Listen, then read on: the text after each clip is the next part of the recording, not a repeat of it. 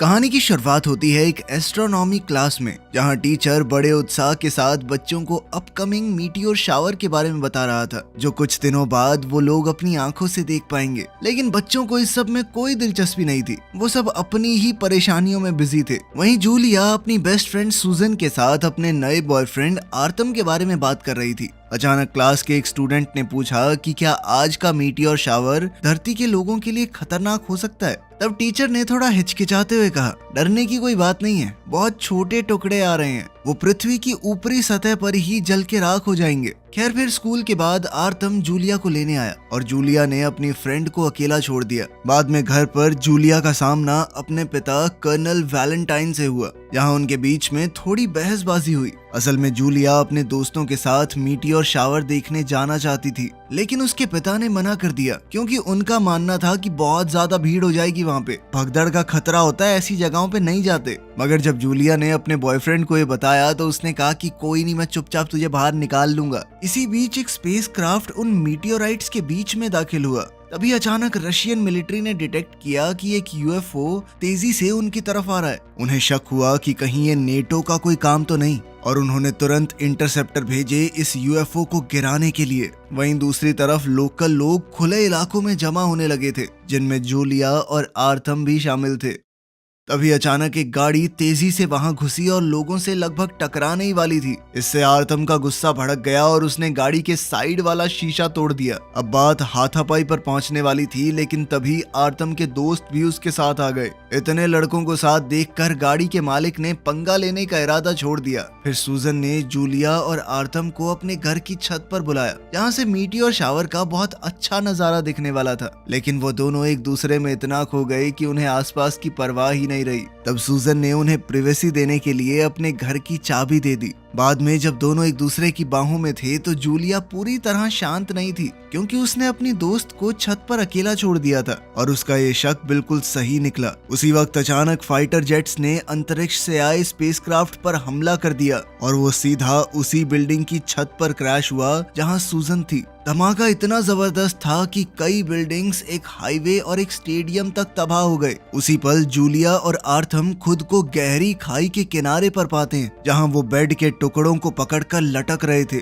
खुशकिस्मती से आर्थम ने किसी तरह जूलिया को बचा लिया और उसे उस आधे टूटे घर से बाहर निकाल लिया। इस दुर्घटना के बाद पूरा इलाका मिलिट्री और पुलिस ने सील कर दिया। कर्नल वैलेंटाइन और पार्लियामेंट के रिप्रेजेंटेटिव मिखेल ने एलियंस से संपर्क करने का फैसला किया ताकि उनके मकसद को समझा जा सके। तभी स्पेसक्राफ्ट से 2 मीटर लंबा रोबोट जैसा क्रीचर बाहर आया। मिखेल ने उसका धरती पर स्वागत किया, लेकिन वो इतना ज्यादा घबराया हुआ था कि उसे हार्ट अटैक ही आ गया। खैर, बाद में वैलेंटाइन ने पार्लियामेंट को बताया कि एलियंस ने क्या कहा। उन्होंने गुजारिश की थी कि कोई भी उनके जहाज के पास ना आए जब तक वो अपने जहाज की मरम्मत करना चाहते हैं। फिर वो वापस अपने प्लैनेट वापस चले जाएंगे, क्योंकि एलियंस ने खुद से कोई हमला नहीं किया था, उल्टा हमला तो उन्होंने किया है बिना उनकी बात सुने। इसलिए वैलेंटाइन ने कहा कि हालात की नजाकत को देखते हुए बिना किसी लड़ाई के हमें उन्हें जाने देना चाहिए। वहीं दूसरी ओर जूलिया को हॉस्पिटल के कमरे में होश आया। तब टीवी न्यूज पर उसे पता चला कि स्पेसक्राफ्ट क्रैश ने पूरे शहर में तबाही मचा दी थी। तभी उसकी नजर सूजन के हेडफोन्स वाले पैकेज पर पड़ी, जिसमें उसकी मौत की डेट लिखी थी।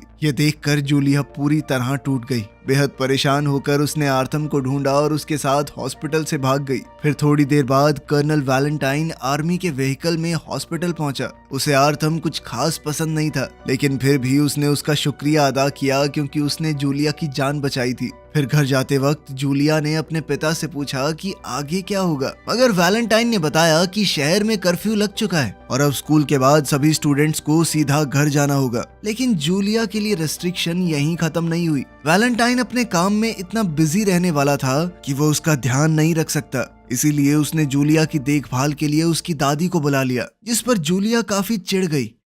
खैर, अब हालात कुछ ऐसे थे कि स्टूडेंट्स को मिलिट्री व्हीकल्स में स्कूल ले जाया जाने लगा, स्कूल के अंदर सूजन की याद में एक मेमोरियल रखा गया जिसने जूलिया के अंदर का दर्द और एलियंस के लिए नफरत और ज्यादा बढ़ा दी। फिर क्लास के दौरान टीचर ने स्टूडेंट्स को समझाने की कोशिश की कि उन्हें एलियंस को दुश्मनी भरी नजरों से नहीं देखना चाहिए। उसने कहा कि इतनी बड़ी दुर्घटना के बावजूद इंसानों के पास एक मौका है कि वो एलियंस की दुनिया को समझ सकते हैं, अंतरिक्ष में जो राज छुपे हुए हैं उन्हें जान सकते हैं। मगर जूलिया के दिल में सिर्फ गुस्सा और नफरत थी। उसने टीचर की बातों को बिल्कुल गलत समझा और वो तो चाहती थी कि इन एलियंस को जल्दी से यहाँ से भगा दो बस। फिर घर जाकर जूलिया ने अपने पिता की तिजोरी में से एक पिस्टल चुरा ली। कर्फ्यू से 1 घंटा पहले वो आर्थम के गैराज पहुंची जहाँ उसके दोस्त पहले से मौजूद थे। उन सब के अंदर एलियंस के खिलाफ गुस्सा भरा हुआ था क्योंकि वो बिना इजाजत के उनके प्लेनेट पर घूम रहे हैं। उसी वक्त जूलिया ने अपने दोस्तों से कहा कि बातें करने से कुछ नहीं होगा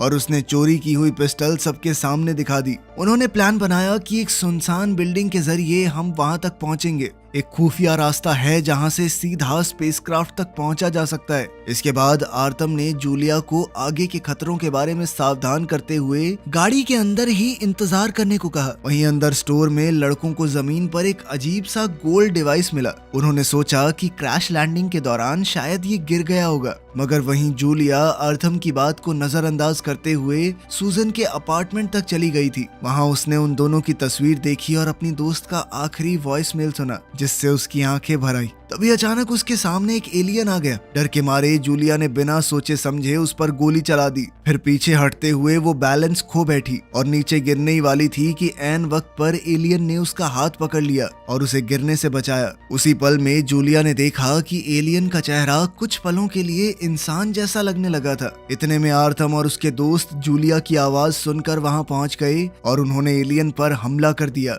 उनके हमले की वजह से एलियन बैलेंस खो बैठा और गिर गया, जिससे उसका एक्सोस्केलेटन अलग हो गया। फिर उनके ग्रुप ने देखा कि वहां एक खाली सूट पड़ा है जिसमें लाल लिक्विड भरा हुआ था। तब उन्होंने फैसला किया कि इसे गैराज ले जाकर इस पर रिसर्च करेंगे। इधर धूल और मलबे के बीच जूलिया को एक जख्मी एलियन का शरीर मिला और हैरानी की बात यह थी कि वो एक नॉर्मल लड़के जैसा दिख रहा था। मगर उसने ये बात किसी को बताई नहीं और बाकी सबके साथ वहां से निकल गई। उस रात जूलिया सो नहीं पाई और एलियन के बारे में ही सोचती रही। फिर सुबह होते ही उसने अपने पिता की गाड़ी चुरा ली और वापस रेस्ट्रिक्टेड एरिया में पहुंच गई। उस एलियन की हालत बहुत खराब थी, वो बेहोश हो गया था। इसीलिए जूलिया ने उसे जैसे तैसे बिल्डिंग से बाहर निकाला। फिर स्कूल में जूलिया ने अपने क्लासमेट गूगल से मदद मांगी और कहा कि क्लास छोड़कर निकलते हैं ना। बाद में जब गूगल ने ट्रक में एलियन का शरीर देखा तो वो अपनी खुशी पर काबू नहीं कर पाया। खैर फिर उसने जूलिया को बताया कि एलियन के शरीर की बनावट काफी हद तक इंसानों जैसी है और उसे बचाने के लिए उस लाल लिक्विड का ट्रांसफ्यूजन करना जरूरी होगा। इसके बाद अपने पिता के नाम का इस्तेमाल करके जूलिया ने हॉस्पिटल के पास का जुगाड़ किया और चुपके से एलियन को ऑपरेशन रूम तक ले गई। फिर गूगल की मदद से उसने अपना खून एलियन के शरीर में ट्रांसफर किया। इसके बाद थोड़ी देर के लिए एलियन होश में आया और उसका शुक्रिया अदा करते हुए जूलिया को एक अजीब सा ब्रेसलेट दे दिया। बाद में वो दोनों उस एलियन को गैराज में ले गए और उसे बांध दिया। फिर जूलिया घर वापस आई ताकि फ्रेश हो सके, मगर जब वो नहा रही थी तब उसने देखा कि ब्रेसलेट अपने आप एक हाथ से दूसरे हाथ में जा सकता है और वो उसे पानी को कंट्रोल करने की ताकत भी देता है। वहीं दूसरी तरफ मिलिट्री को वो एलियन डिवाइस मिल गया और वो उसे रिसर्च के लिए लैब में ले गए। फिर पार्लियामेंट के सामने प्रेजेंटेशन में एक साइंटिस्ट ने बताया कि वो एलियन स्पेसक्राफ्ट पूरे शहर का पानी अपनी तरफ खींच रहा है। उसने हिसाब लगाया कि पानी उस टूटे हुए स्पेसक्राफ्ट की मरम्मत का एक बहुत जरूरी हिस्सा है। इस पर सरकार ने फैसला किया कि एलियंस के साथ हुए समझौते के तौर पर शहर के लोगों को पानी के इस्तेमाल में कटौती करनी पड़ेगी। फिर वैलेंटाइन ने लीडरशिप से अपील की कि उस डिवाइस को भी हमें एलियंस को ही सौंप देना चाहिए, लेकिन इस बारे में उसकी बात नहीं मानी गई। प्लान ये था कि इस डिवाइस का इस्तेमाल करके एलियंस के बारे में और ज्यादा जानकारी हासिल की जाएगी। खैर फिर अगले दिन गूगल ने बहुत खुश होकर जूलिया को बताया कि एलियन होश में आ गया है। तब जूलिया ने बंदूक लेकर उस एलियन से बात की और अपने सवालों के जवाब मांगे, मगर वो एलियन तो रशियन भाषा में जवाब देने लगा। उसने अपना नाम हिकेन बताया। साथ ही उसने बताया कि मुझे शिल नाम का अपना डिवाइस वापस चाहिए ताकि मैं अपने जहाज सॉल तक वापस लौट सकूं। लेकिन जूलिया के मन में अभी भी एलियंस के लिए नफरत थी और उसने थोड़ी बदतमीजी से बात की। तब हिकन ने आराम से कहा कि मैं तुम्हारी भावनाओं को समझ सकता हूँ। इस पर जूलिया ने थोड़ा चिढ़कर उसे अपने पिता के पुराने कपड़े पहनने को कहा और साथ ही ये भी कहा कि जल्दी यहाँ से निकल जाओ। तब हिकन ने बिना कुछ कहे उसकी बात मान ली, लेकिन उसे पृथ्वी की सड़कों के कानूनों के बारे में कुछ भी नहीं पता था। उसका अजीब हुलिया देखकर पेट्रोल ऑफिसर्स का ध्यान उस पर गया और वो उसे एक नशेड़ी समझकर पुलिस स्टेशन ले जाने लगे। इधर आर्थम और उसके दोस्त एलियन के एक्सोस्केलेटन को तोड़ने की कोशिश कर रहे थे, लेकिन उनके सारे औजार उस आर्मर के सामने नाकामयाब रहे। फिर जब उन्होंने सूट को गीले कपड़े से साफ किया तो उन्होंने देखा कि उस पर पड़े हुए निशान तुरंत गायब हो रहे थे। इसके बाद यूजीन नाम के लड़के ने अपना हाथ एक्सोस्केलेटन के अंदर डाला और देखा कि वो उसकी हर मूवमेंट को कॉपी कर रहा है। तभी अचानक सूट उसके हाथ को ढकने लगा, जिससे वो थोड़ा हड़बड़ा गया। उसी पल उसके दोस्तों ने उसे बड़ी मुश्किल से बाहर निकाला, लेकिन उनकी जल्दबाजी की वजह से उसके हाथ पर छोटे छोटे कट्स आ गए। तब डर के मारे यूजीन ने कहा कि मैं इन एलियंस के खिलाफ नहीं लड़ना चाहता, अगर ये चाहेंगे तो हमें तबाह कर सकते हैं। ये सुनते ही रस ने कहा कि तू डरपोक है, चल निकल यहाँ से। तब यूजीन ने चिल्लाते हुए कहा कि हाँ लड़ लियो उनसे, सबसे पहले तुझे ही मारेंगे साले। खैर इसके बाद आर्थम ने फैसला किया कि वो इस खतरनाक सूट से छुटकारा पाएगा और उसने कर्नल वैलेंटाइन से मिलने का प्लान बनाया। फिर अपने दोस्तों के साथ वो एक चेक पॉइंट पर पहुंचा, जहां लोग काफी देर तक पानी के लिए इंतजार कर रहे थे। इसी वजह से लोगों के बीच तनाव बढ़ रहा था और तभी गुस्से में एक आदमी ने पुलिस ऑफिसर पर पत्थर फेंक दिया। वो ऑफिसर हमलावर को पहचान नहीं पाया और उसे लगा कि रस ने ये पत्थर फेंका है, क्योंकि रस ने बिल्कुल वैसे ही कपड़े पहने हुए थे। आर्थम और उसकी गैंग ने अपने दोस्त को बचाने की कोशिश की, लेकिन पुलिस वालों ने उनके ऊपर भी हमला कर दिया। फिर हालात बिगड़ते देखकर आर्थम ने जल्दी से अपने दोस्तों को गाड़ी में बैठाया और उन्हें एक सुरक्षित जगह पर जाने को कहा। वहाँ पूरा हंगामा मच गया था और लोग पुलिस से नाराज थे कि उन एलियंस को पानी दे रहे हो, हमें नहीं। आर्थम ने आम लोगों को रोकने की कोशिश की और कहा भी कि पुलिस वालों पर हमला करना ठीक नहीं है। वो जख्मी पुलिस ऑफिसर की मदद करना चाहता था, लेकिन उस हड़बड़ी में बाकी ऑफिसर्स ने उसे गलत समझ लिया और उसे भी खतरा समझने लगे। फिर पुलिस वालों ने उस लड़के को डंडों से मारते हुए जबरदस्ती पकड़कर कैदियों वाली गाड़ी में डाल दिया। तभी कर्नल वैलेंटाइन वहां आया और उसने आर्थम से पूछा कि वो उसे क्या दिखाना चाहता था। उस पल आर्थम ने जख्मी पुलिस ऑफिसर की तरफ देखा, लेकिन वो ऑफिसर डर के मारे चुप रहा और ये नहीं बताया कि आर्थम उसकी मदद कर रहा था। इस पर आर्थम को पुलिस फोर्स के इस दोगलेपन से घिन आई और आर्थम ने अपना प्लान बदल लिया। उसने वैलेंटाइन को एक्सोस्केलेटन के बारे में बताने का इरादा छोड़ दिया और खुद को गिरफ्तार होने दिया।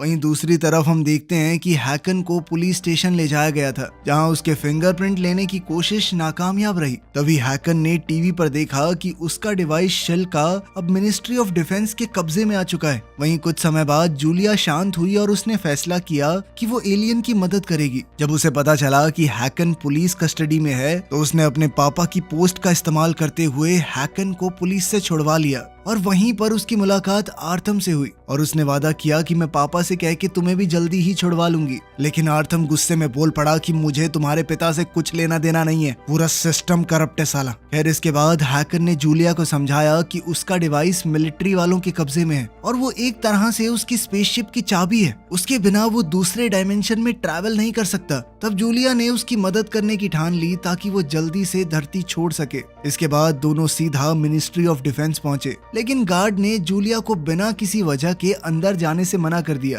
तब जूलिया ने तुरंत एक प्लान बनाया और उसने हैकन की तरफ देखकर झूठ कह दिया कि वो प्रेग्नेंट है। ये सुनकर वो अंदर जा पाई। उसके पिता वैलेंटाइन इस बात से बहुत हैरान हो गए। उन्होंने गुस्से में कहा कि मैं इस आदमी को ऐसी जगह फेंकवाऊंगा, मिलेगा नहीं कभी। तब जूलिया उन्हें शांत करने के लिए उनके गले लग गई और इसी दौरान चालाकी से उनका सिक्योरिटी पास चुरा लिया। बाद में गुस्से में कर्नल ने हैकन को ऑफिस से निकाल दिया और जूलिया ने चुपके से उसे जाने से पहले वो पास दे दिया। आखिरकार जूलिया ने अपने पिता को सच बता दिया कि वो गार्ड अंदर नहीं आने दे रहा था, तो इस वजह से मैंने झूठ बोल दिया। फिर हल्की सी मुस्कुराहट के साथ उसने कहा कि बहुत टाइम के बाद आपने मेरी बात सुनी है। अपने बाप से बात करने के लिए प्रेग्नेंट होना पड़ेगा क्या मुझे? असल में वैलेंटाइन अपने काम में इतना बिजी रहता था कि अपनी बेटी की जिंदगी में दिलचस्पी लेना लगभग बंद कर दिया था उसने। मगर जूलिया के दिल में अब भी नाराजगी थी, क्योंकि जब उसकी माँ बहुत बीमार थी उनके पास ज्यादा समय नहीं बचा था। तब वैलेंटाइन ने उसे कैंप भेज दिया। वो तो उसे दर्द से बचाना चाहता था, लेकिन जूलिया को तो अपनी माँ को आखिरी बार अलविदा कहने का मौका तक नहीं मिला।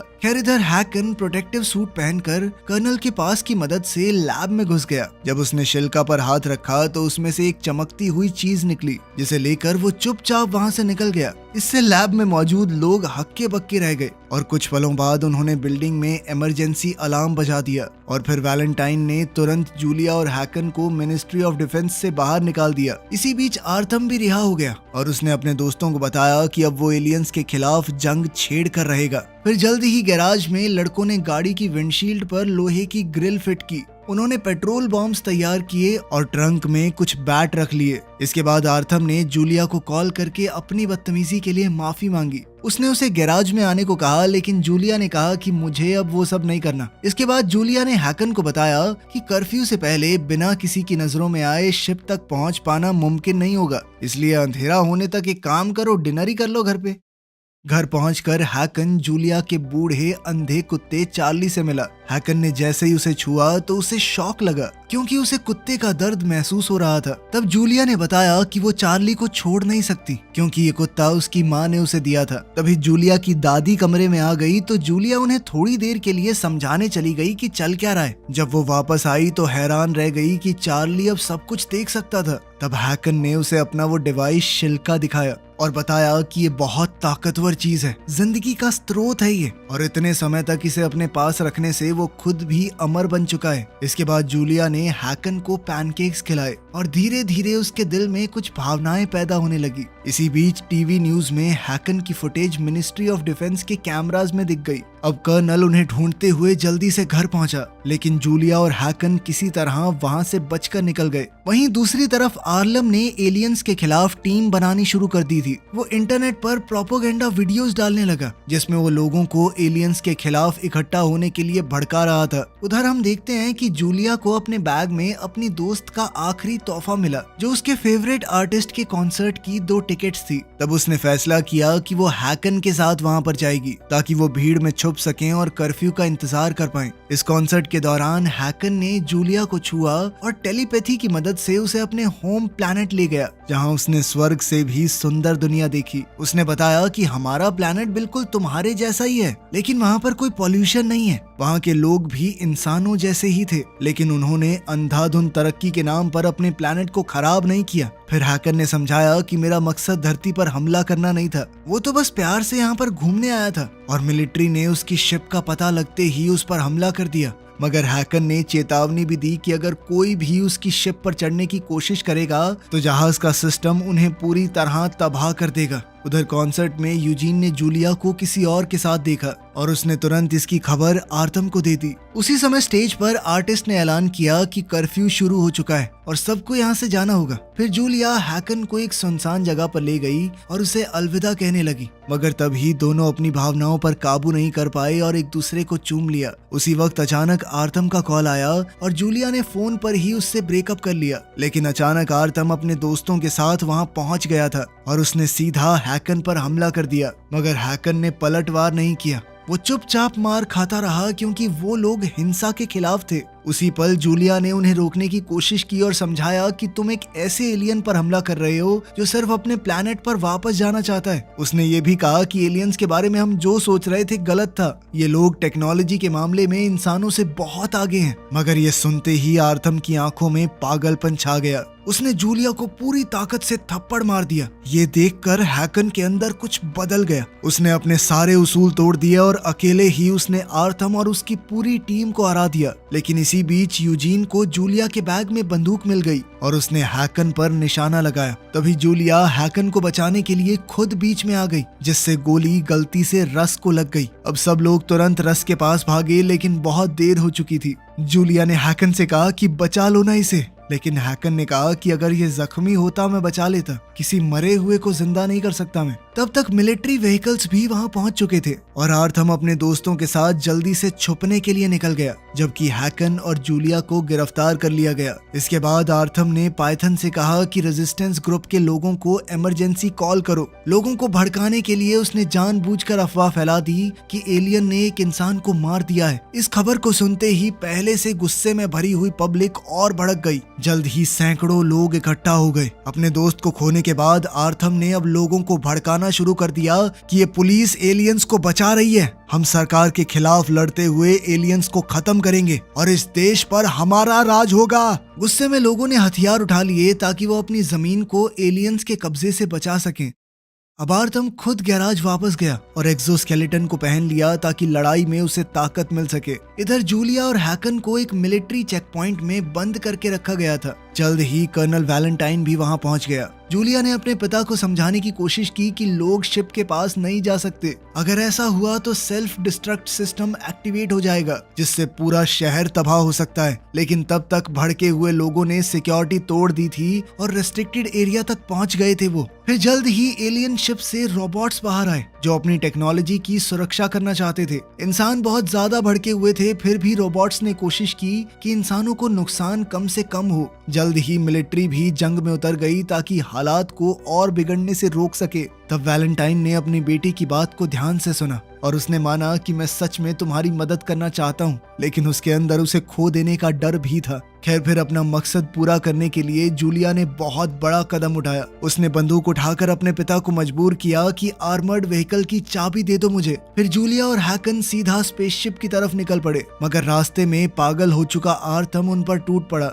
और उनकी गाड़ी को उलट दिया। तभी हैकन बाहर निकला और उसकी आर्थम के साथ जबरदस्त लड़ाई शुरू हो गई। अब आर्थम लगभग हैकन को हराने ही वाला था, लेकिन उसी वक्त जूलिया ने गाड़ी से उसे टक्कर मार दी। आखिरकार इंसानों की फौज हार चुकी थी। रोबोट्स अब मिलिट्री पर हमला करने ही वाले थे, लेकिन वैलेंटाइन ने अपने हथियार नीचे रख दिए और हाथ उठाकर इशारा किया कि उनके फौजी शांति बनाए रखें। उसी समय हैकन और जूलिया ने एक दूसरे को खुशी से गले लगा लिया और जूलिया ने हैकन के लिए अपने प्यार का इजहार किया। लेकिन गुस्से से लाल आर्थम एक्सोस्केलेटन से बाहर निकला और उसने गुस्से में जूलिया पर गोली चला दी। तभी हैकन उसे बचाने के लिए सामने आ गया और दोनों को गोली लग गई। अब कर्नल का सबसे बड़ा डर सच बन गया था। जब वो अपनी बेटी के बेजान जिस्म के पास दौड़कर पहुंचा, तभी रोबोट्स हैकन और जूलिया को स्पेसशिप के अंदर ले गए और उन्हें रीजनरेशन कैप्सूल्स में रख दिया। तभी जहाज के एआई सिस्टम ने वैलेंटाइन से बात की और बताया कि उसकी बेटी जिंदा रहेगी। हैकन जूलिया से इतना प्यार कर बैठा था कि उसके लिए उसने अपनी जिंदगी कुर्बान कर दी थी ताकि वो उसकी जान बचा सके। सॉल ने ये भी खुलासा किया कि हैकन ने धरती का मिशन बाकी सबसे छुपा कर किया था। पृथ्वी का वातावरण काफी हद तक सही है, लेकिन यहाँ के लोग बहुत गुस्सैल हैं, इसीलिए दूसरी दुनिया के लोग उनसे संपर्क नहीं करना चाहते। खैर, फिर भी जूलिया और हैकन की कुर्बानी ने एआई को अपनी सोच बदलने पर मजबूर कर दिया और अब वो ये सारी जानकारी अपने प्लेनेट तक पहुंचा देगा। इसके बाद जूलिया होश में आई और उसने आंसुओं के साथ हैकन के बेजान शरीर को देखा। फिर शील को वापस उसकी जगह पर रख दिया गया, जिसके बाद वो स्पेसशिप खुद ब खुद वापस अपने प्लेनेट की तरफ रवाना हो गई। वहीं हैकन के कैप्सूल में भी रीजनरेशन प्रोसेस शुरू हुआ, जिसका मतलब ये था कि शायद वो भी बच जाएगा। आखिरकार कहानी के अंत में जूलिया सोच में पड़ गई कि जो एलियन किसी दूसरी दुनिया से आया था, उसके अंदर इंसानों से ज्यादा इंसानियत थी।